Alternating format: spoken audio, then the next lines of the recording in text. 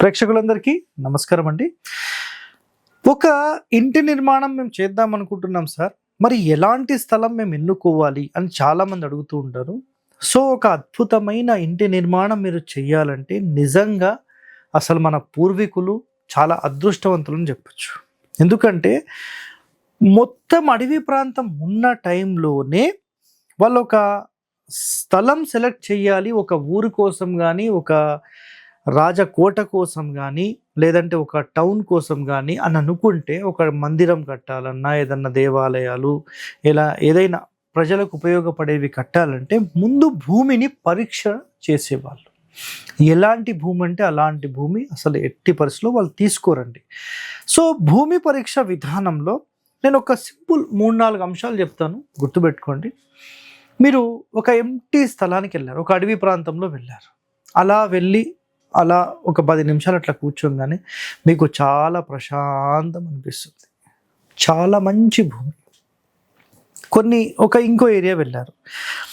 అక్కడికి వెళ్ళి కూర్చున్న తర్వాత మంచి సుగంధ ద్రవ్యాల వాసన, నెక్స్ట్ దేవత వృక్షాల ఏరియాలు ఉన్నాయి. సో, అలాంటి స్థలంలో వెళ్ళంగానే నిజంగా ఆ టెంపుల్ యొక్క ఫీల్ అక్కడ కలిగిస్తుంది. అంటే దాని అంతరార్థం ఏంటి?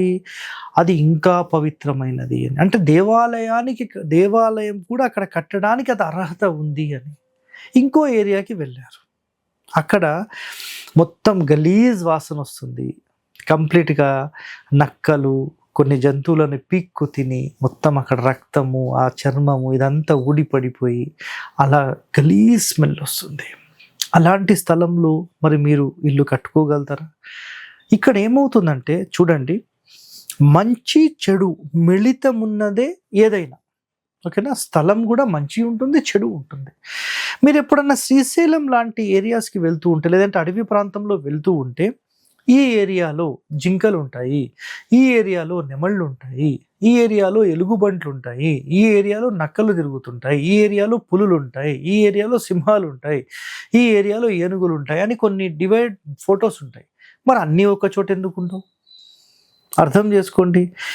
ఎవరికి ఏ ప్లేస్, ఎలాంటి టైప్ ఆఫ్ ల్యాండ్, ఎలాంటి చెట్లు వాళ్ళకి మ్యాచ్ అవుతాయి, వాళ్ళు అక్కడే ఉంటారు.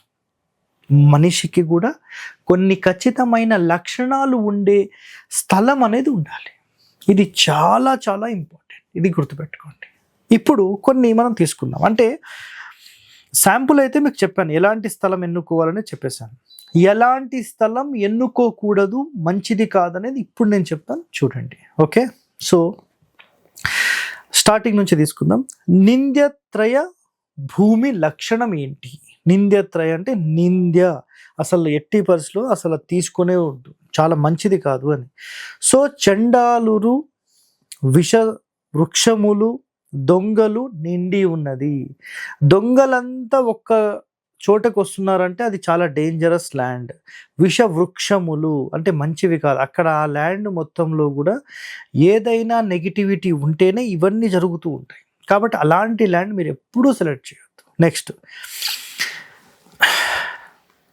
నెక్స్ట్ నిండి ఉన్నది, ఆ భూమి అందలి గాలిచే కానీ లేదంటే వాసనచే కానీ శిరోబాధ జనించునట్టిది అన్నారు. అంటే మీరు ఒక ల్యాండ్లోకి అట్లా వెళ్ళి ఉన్న కొంచెం సేపట్లోనే తలనొస్తూ ఉంటుంది. అసలు ఆ ల్యాండ్ అనేది, ఆ వాసన కానీ ఆ ల్యాండ్ అనేది చాలా డేంజరస్ ల్యాండ్ అని చాలా ఒక సిమ్టమ్ అనమాట, గుర్తుపెట్టుకోండి. అదేవిధంగా మిరియాల వాసన కలిగినట్టిది భూమి. నెక్స్ట్ రాక్షస భూమిగా గుర్తించి దాన్ని కూడా వదిలివేయాలి.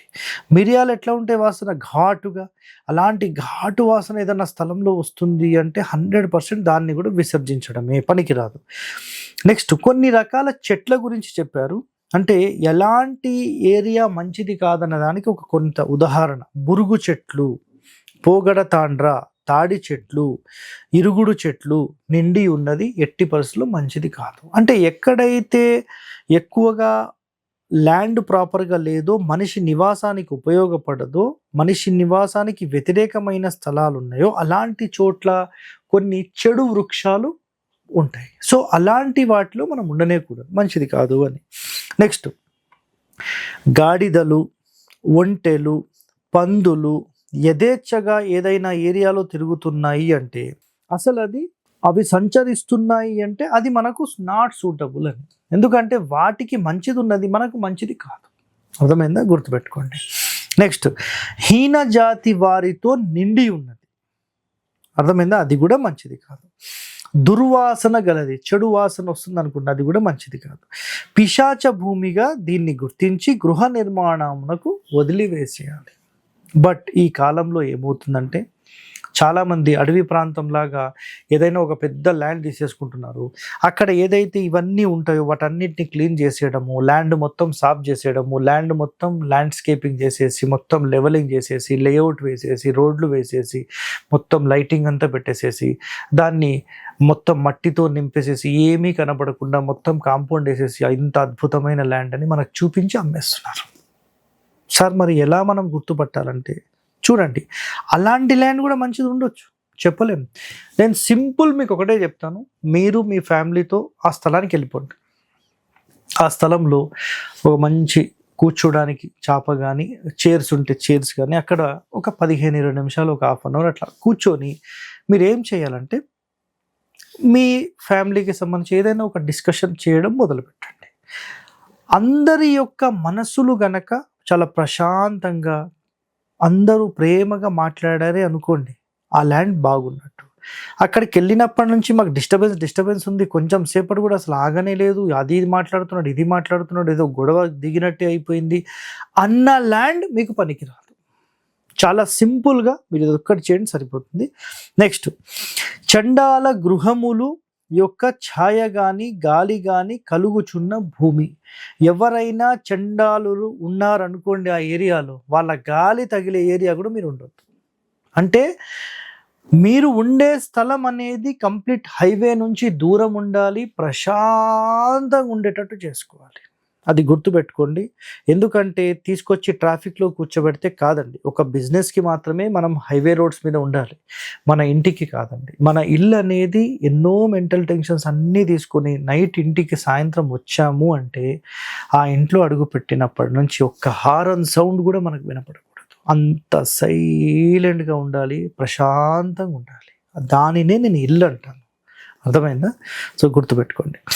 నెక్స్ట్, అధికముగా సర్పములు సంచరించు భూమి కూడా మంచిది కాదు. జియోపతి స్ట్రెస్ ఏ ఏరియాలో అయితే ఎక్కువగా ఉంటుందో 100% అక్కడ మీరు నివాసానికి పనికిరాదు. దాని ఎఫెక్ట్ అనేది మీ మీద పడితే 100% మిమ్మల్ని డ్యామేజ్ చేస్తుంది, గుర్తుపెట్టుకోండి. అలాగే శివుని మాన్యంలో ఎప్పుడు ఇల్లు కట్టుద్దండి, శివునికి మాన్యం అని వదిలేస్తారు, అక్కడ పంటలు కూడా పండవు. సో అంత డేంజరస్. అంటే ఎలాంటిది పండని ప్లేస్లో మీరు ఉన్నా కూడా మీకు కూడా అది మైనసే క్రియేట్ చేస్తుంది. అలాగే శ్మశానములకు దగ్గర ఉన్నది పనికిరాదు, సన్యాసులు నివసించిన భూమి పనికిరాదు. సింపుల్గా చెప్పాలంటే మఠాలు, ఆశ్రమాలు ఇవన్నీ పనికిరావు. వక్ర భూమి ఉన్న తక్షణం వదిలివేయాలి. క్రాస్ భూములు ఉంటాయి, అవి కూడా పనికిరావు. సో ఎలాంటి భూమిని మనం నిజంగా సెలెక్ట్ చేయొద్దు అనడానికి చాలా ఎగ్జాంపుల్స్ నేను చెప్పాను. అద్భుతమైన భూమిని ఎలా సెలెక్ట్ చేయాలో కూడా చెప్పాను. గత ఎపిసోడ్లో కూడా వీటికి సంబంధించిన సమాచారాన్ని అందించాను. సో మీరు అన్ని వీడియోలు చూడండి. నిజంగా శాస్త్రం ప్రకారం ఒక ఇల్లు కట్టాలంటే ముందు మనం సెలెక్ట్ చేయాల్సింది భూమి. సో అద్భుతమైన భూమిని మీరు సెలెక్ట్ చేయండి. మీరు జీవితాంతం సుఖ సంతోషాలతో ఉండాలని కోరుతూ మీ హరివాస్తు హరి. ధన్యవాదాలండి. Thank you. Hit TV app, ఇందులో short news, live news, entertainment shows, movies, digital magazines తో పాటు మీ జిల్లా వార్తలను కూడా ఫ్రీగా చూడొచ్చు. ఇంకెందుకు ఆలస్యం, వెంటనే హిట్ టీవీ యాప్ ని డౌన్లోడ్ చేసుకుని ఫ్రీగా ఎంటర్టైన్మెంట్ పొందండి. Hit TV app. Hit TV app. Please download hit TV app. Hit TV app ని ఫ్రీగా డౌన్లోడ్ చేసుకొని ఎంజాయ్ చేయండి. మీకు నచ్చిన ఎంటర్టైన్మెంట్ కోసం హిట్ టీవీ యాప్ ని ఫ్రీగా డౌన్లోడ్ చేసుకొని ఎంజాయ్ చేయండి. హిట్ టీవీ యాప్ ని డౌన్లోడ్ చేసుకుని ఆస్వాదించండి, ఆశీర్వదించండి. ఇంతమంది సెలబ్రిటీలు హిట్ టీవీ యాప్ ని డౌన్లోడ్ చేసుకోండి అని చెప్తున్నారంటే ఎంత మంచి యాప్ ఆలోచించండి. అమెరికా అమెరికా అమెరికా అమెరికాలో చదవాలనుకునే వాళ్ళకి విశ్వసనీయమైన పేరు మన శౌర్య కన్సల్టెన్సీ. UK లో 1 year masters. UK లో 1 year masters. 2 years work permit up to 5 years visa. Contact Saurya Consultancy. Contact 89851 89851.